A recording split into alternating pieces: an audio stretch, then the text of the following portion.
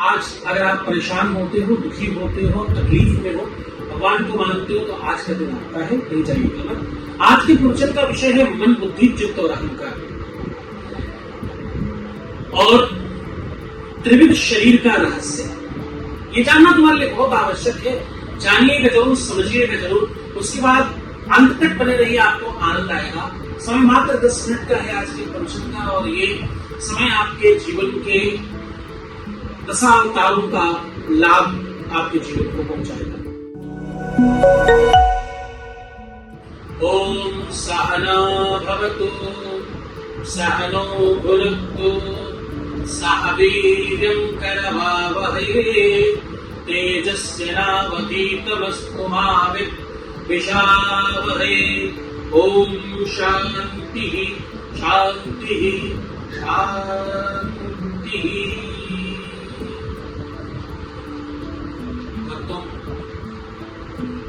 भक्ति वैराग्य सूक्त का यह अध्याय आपके जीवन का अलौकिक अध्याय हो सकता है। आपको त्रिविध शरीर, पंच महाभूत, पंच महाप्राण और 10 इंद्रियां, उसमें 5 ज्ञानेंद्रिय हैं, 5 कर्मेंद्रिय हैं, और सबसे आगे बढ़कर आपको बता रहा हूं। आपको योगिक परंपरा में जो मान्यताएं हैं, तो साधकों ध्यान से सुनो। मानव शरीर केवल मांस और हड्डियों का संयोग नहीं है, यह एक दिव्य संरचना है, अलौकिक कृपा करुणा है परमात्मा की, जिसका स्थूल रूप से हमें जो शरीर है वो दिखाई देता है, परंतु इसके भीतर कई सूक्ष्म छोटे छोटे और भी स्तर है जो अंदर छुपे हुए, जो हमें दिखाई नहीं पड़ते। ऋषियों ने इसी त्रिविध शरीर को, इसी 3 शरीरों को और विस्तार से बताया। उसमें से एक है स्थूल शरीर, एक है सूक्ष्म और एक है कारण शरीर। अब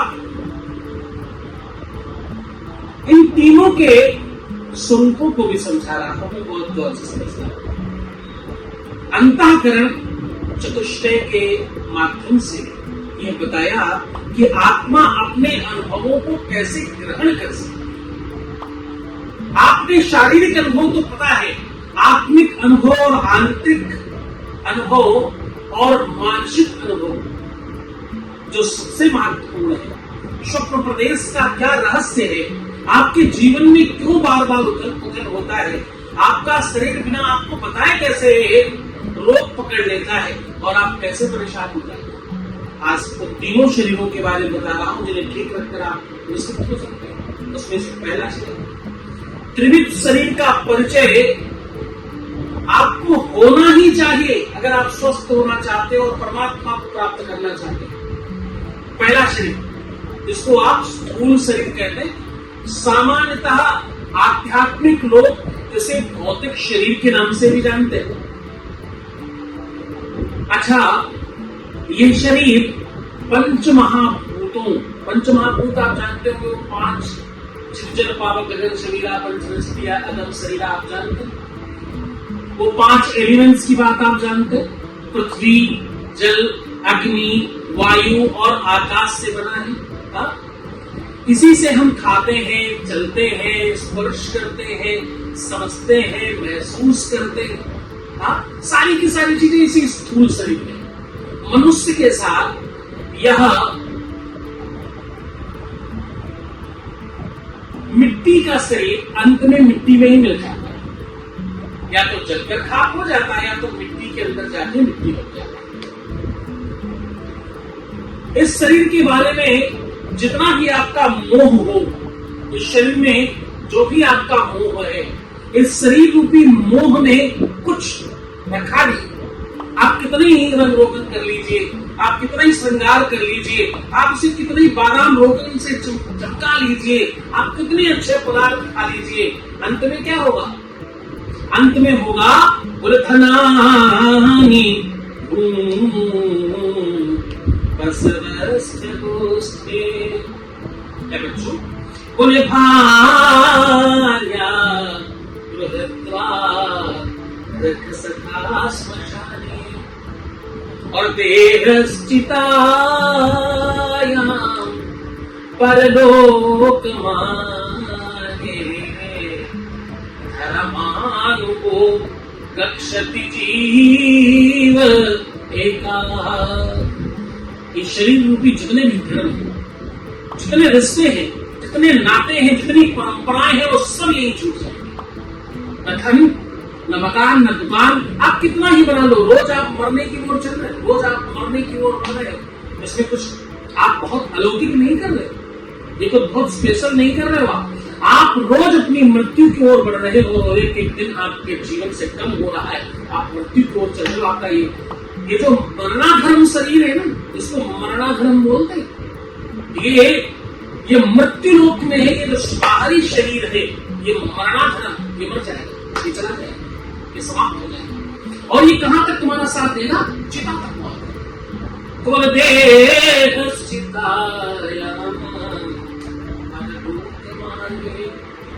जब आपका शरीर अग्नि पर धू धू धू करके जल रहा होगा, उसमें आप नहीं होंगे, उसमें आप तो पलायन कर चुके हैं।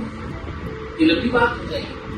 और आप ये समझे कि जो स्थूल शरीर जिसको आप सब कुछ मानते हैं, वो 3 शरीरों में से मात्र एक शरीर, एक बाहरी होल है मात्र, ये केवल पैकेजिंग है मात्र। और इस पैकेजिंग में ही गर्भ होने को परेशान हो जाते। ये हो ही ना, इसके लिए आपको आगे की चीजें जाननी बहुत जरूरी है।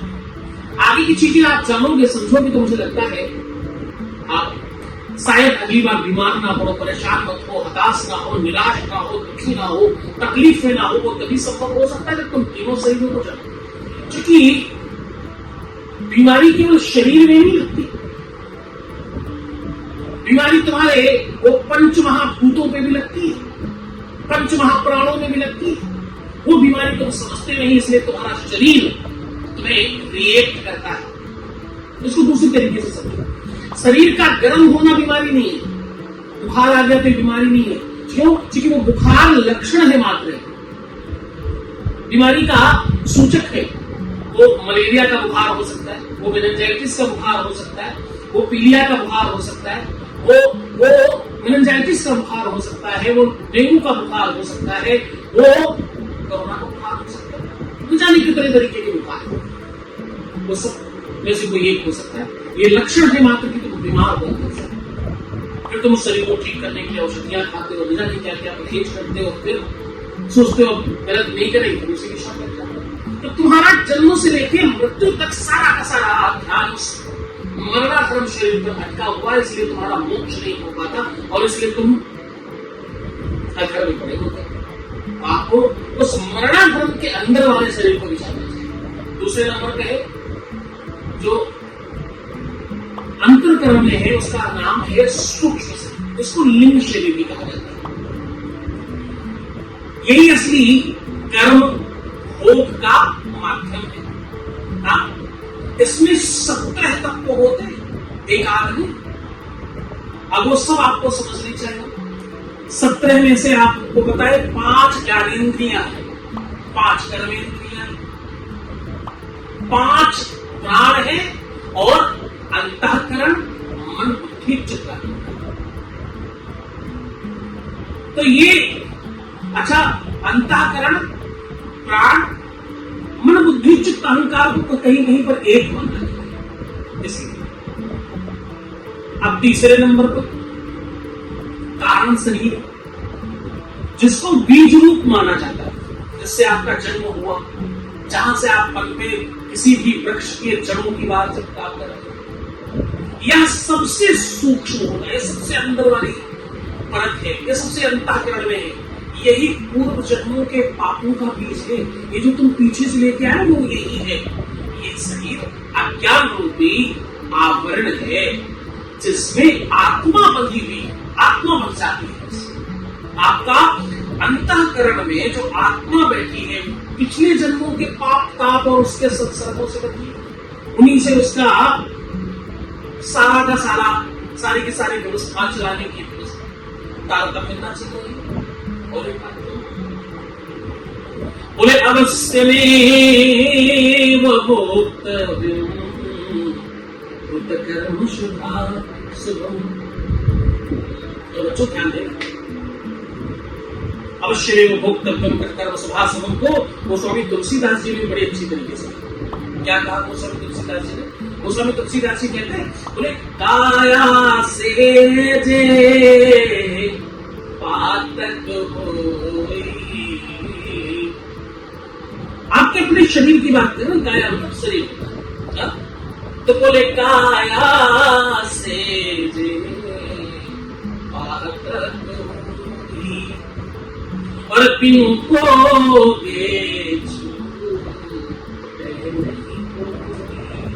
इसी जन्म में नहीं, पूर्व जन्म में भी जो आपने किया है वहां से आप लेकर पैदा होते हो। एक बच्चे का जन्म जब होता तो कितनी बार जन्म के समय से ही उसके एक आध अंग इत्यादि नहीं होते, रूप स्वरूप रंग लावण्य गुण लक्षण धर्म, उसका स्वभाव, उसका व्यक्तित्व, उसकी हाइट, उसकी पर्सनालिटी, उसका विवेक का आंकलन, उसकी तारतम्यता, वो सब पिछले जन्म से लेकर आए। कुछ उसको पारिवारिक परंपरा से भी मिला है, लेकिन पारिवारिक परंपरा पिछले जन्म से मिली है, वो घर से है, उसकी पारिवारिक परंपरा से मिली है, रूप रंग स्वरूप देखना साधना, लेकिन वो पारिवारिक परंपरा पूर्व जन्म से एक लक्षणों से मिली है, उसके गुण धर्मों से मिली है, जो पहले किया उसके आधार पर कुल को चयन किया। आत्मा ने जिस शरीर को, जिस कुल को, जिस खानदान को, जिस परिवार को, जिस माता पिता के घर में जिस शरीर को चुना है, वो ऐसे ही नहीं चुना, उसके पीछे कोई बहुत बड़ा लंबा कारण है, और उसी कारण का नाम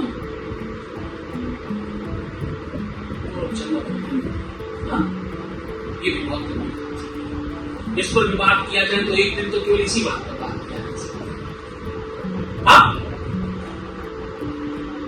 अंतःकरण चतुष्टय यानी आत्मा का मनोमंच, ध्यान समझिए। इसमें सबसे पहले नंबर पे आता है मन, यानी जिसको आप इंग्लिश में माइंड कहते हैं। अच्छा, ये बड़ा गरीबी वाला तारतम्य है। दिमाग को भी लोग माइंड कहते हैं और मन को भी माइंड कहते हैं। हाँ, अंग्रेजी का अपना यही स्वरूप है।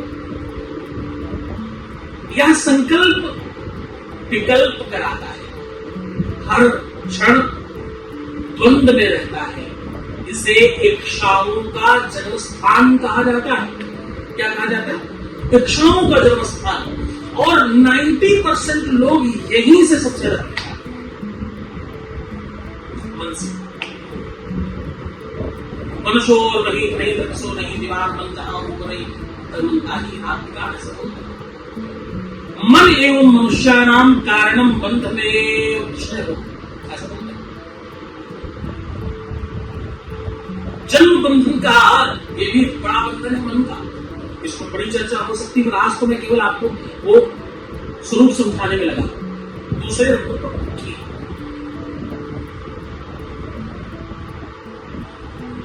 इसको आप इंटेलेक्ट भी बोलते हैं। मन सोचता है पर बुद्धि निर्णय करती है, या सत्य असत्य हित अहित में भेद करती है। मन का काम है इसके डाल देना, उसको पूरा का पूरा पकाकर आपके सामने रखना बुद्धि का काम। साधना में यह विवेक की भूमिका भी निभाती है। जब आप साधना करते हैं, जब आप आध्यात्मिक चेतना की ओर चलते हैं, तो सबसे बड़ी भूमिका इसी की। अब अगला नंबर है चित्त, जिसको अंग्रेजी में मेमोरी कहते हैं। मेमोरी, अब मेमोरी एक्चुअली अंग्रेजी वाला जो लोग है ना, ये जो अंग्रेजी है ना, जो आंग्ल भाषा है ना, ये गरीब भाषा है, इसलिए इस पर बहुत चर्चा भी नहीं है। चित्त स्मृति का भंडार है। ये इतना बड़ा संसार है कि इसको समझना और पार करना सके उसकी जानकारी। हमारी वासनाएं, संस्कार, स्वप्न सब इसमें संचित होते हैं, सब इसी में रखे हुए। एक संदूक में सब बनते हैं, सारा का सारा उसी के अंदर रखा। योग दर्शन में कहा गया है। अच्छा, जब आप ग्रंथों को समझते हो तो ग्रंथ हमेशा अनुभव की रचना को कहा जाता है। योगश्चित्त प्रवृत्ति निरोध, चित्त की वृत्तियों का निरोध ही योग है। क्या है? चित्त की वृत्तियां जो अंदर तरंगे उठ रही हो, दुनिया के चीजें चाहिए, ये चाहिए, वो चाहिए, योग है। उसकी निवृत्ति का जहां साधन हो जाए, चौथे नंबर पर अहंकार, इसको आप ईगो कहते हैं। ईगो समझते हो? या मैं और मेरा, ये पूरी भावना जहां उत्पन्न हो ना, इसी को ईगो कहते हैं। जब आत्मा शरीर को मैं मानने लगती है, उसी बात को सामान्य भाषा में अहंकार कहते हैं। वेदांत कहता है जब तक अहंकार है, मैं देखो रावण को सर्वनाश करा गया, अहंकार है। जब तक अहंकार है, आत्मा का अनुभव नहीं हो सकता। तब तक आत्मा को समझना, क्योंकि तुम उस तरफ देख रहे हो जिस तरफ कुछ नहीं, आप अंधेरे की ओर आ गए। अहंकार वो चश्मा है जिसके बाद असलियत और वास्तविकता दिखाई नहीं। अहंकार वो दुनिया का सबसे बड़ा शत्रु है जिसके ऊपर लग गया सर्वनाश करने। पंचकोश से आत्मा तक की यात्रा, ये समझना आपके लिए बहुत जरूरी है, क्योंकि ये पूरी यात्रा आप तभी समझ पाए। उपनिषदों में कहा गया है कि आत्मा 5 आवरणों में ढकी है। आत्मा क्या? आत्मा उन 5 खोलों में 5 कवर लगे हुए हैं, उसमें अंदर आत्मा रखी है, जिस आत्मा में आप परमात्मा समझते हो। इसका पहला खोल क्या है? इसका पहला खोल है अन्नमय कोश, शरीर।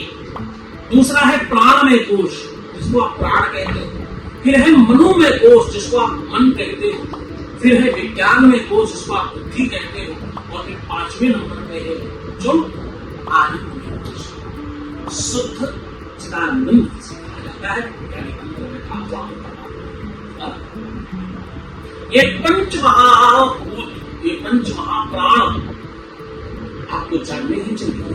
अब इन 5 को आप जब संतुष्ट नहीं कर पाते, तो आपके जीवन में संकटों की बाढ़ आ जाती है। ध्यान, साधना और आत्मनिरीक्षण से इन आवरणों को हटाया जा सकता है और वो परम तत्व का दर्शन होता है। आत्म साक्षात्कार तभी संभव है जब ये आवरण हट जाए। आप परमात्मा को प्राप्त कब कर सकते हो? जब ये आवरण हट जाए, जब आप उन आवरणों से, उन खोलों से, उन कवर से बाहर निकल आओ। वो सब अपने आप होने लग जाए। अगले नंबर पे आपको उपसंहार समझना। उपसंहार एक ऐसा उपनिषदों का वाक्य है जिसमें ब्रह्म ज्ञान कोई तात्विक चर्चा मात्र नहीं। ब्रह्म ज्ञान को केवल तात्विक चर्चा नहीं माना गया। ब्रह्म ज्ञान को केवल चर्चा नहीं है अनुभव को समझने वाले, बल्कि ये जानना कि मैं कौन हूं। Who am I? मैं कौन हूं? ये समझना, ये जानना, ये अनुभव करना, इसका असली परिचय। और ये चारों मन, बुद्धि, चित्त और अहंकार मेरा उपकरण है, मैं नहीं। ये मन, बुद्धि, चित्त, अहंकार तुम्हारे अंदर है, अब तुम वो नहीं। मन से ऊपर बुद्धि है। तुम्हारा जो मन है उसको बुद्धि अंकुश करती है और उसे संभालती है। बुद्धि से ऊपर चित्त है। आप कहेंगे ना चित्त नहीं लग रहा, और चित्त से भी परे है आत्मा, जो परम तत्व है, वहां तक जहां सब पहुंचना चाहता। मैंने कभी पीछे कुछ रामकृष्ण परमहंस जी के बारे में कहा। उनके गुरुदेव तोतापुरी जी के घर। कम शब्दों में आपको कहता हूं, पूज्य रामकृष्ण परमहंस ने अपनी आखिरी समय में, जब वो बिल्कुल ऑलमोस्ट अपनी साधना के उच्च पद पर थे, बिल्कुल एक सीढ़ी पर, करीब करीब संपन्नता की ओर, करीब करीब पूरा नहीं, एक आखिरी सीढ़ी और बची थी जिसको पार करना, बस उसके बाद फिर परम तक सब मिल गया।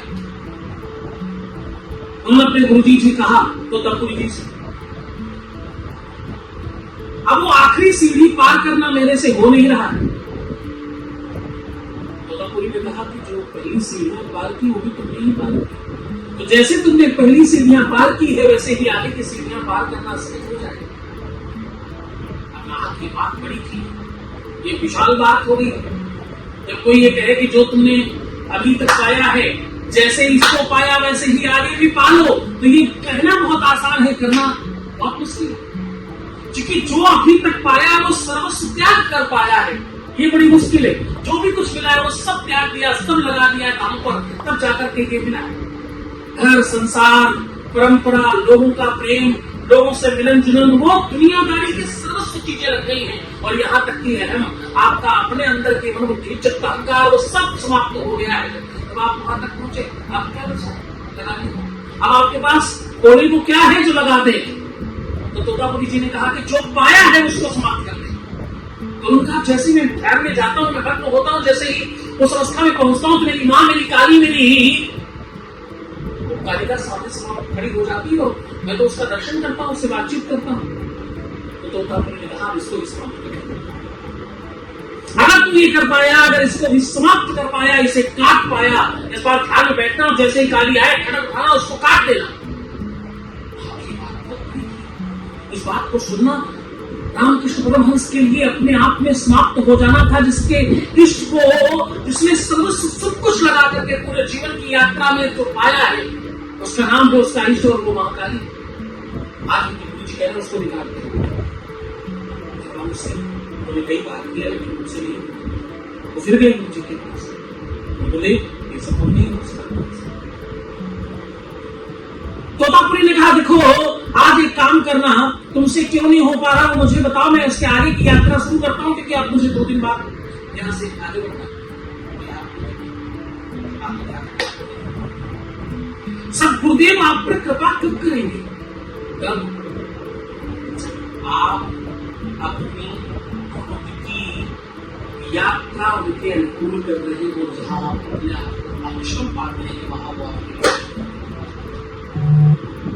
आज तुम जो चाहते हो, तुम जैसा चाहते हो तुम्हें करके देखो।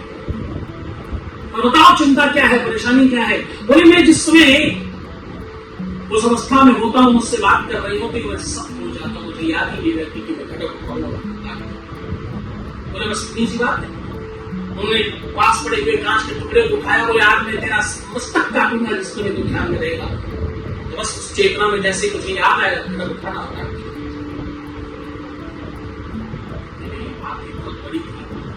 खुशी को कैसे पता चलेगा कि नहीं ऐसा हुआ, लेकिन तोतापुरी वो गुरु है जो उसके अंदर प्रवेश कर सकता है। जैसे ही रामकृष्ण परमहंस ध्यान में गए और उनके सामने वो काली की प्रतिमा सामने आई और उनकी बातचीत सुनी, वैसे ही तोतापुरी ने कांच के टुकड़े से उसका मस्तक काटना शुरू कर दिया, माथा काटने शुरू कर दिया। और बस रामकृष्ण परमहंस ने ताकत लगाई, अपने गुरु पर विश्वास करते हुए खड़क उठाया और काली को काट दिया। तो जो तुम्हारी बनाई हुई काली है, जो तुम्हारे अपने मस्तिष्क से रची हुई काली है, वो काली नहीं, वो तुम्हारा अपना बनाया हुआ संसार है। जब आप उससे आगे बढ़ते हो तब कुछ नहीं होता।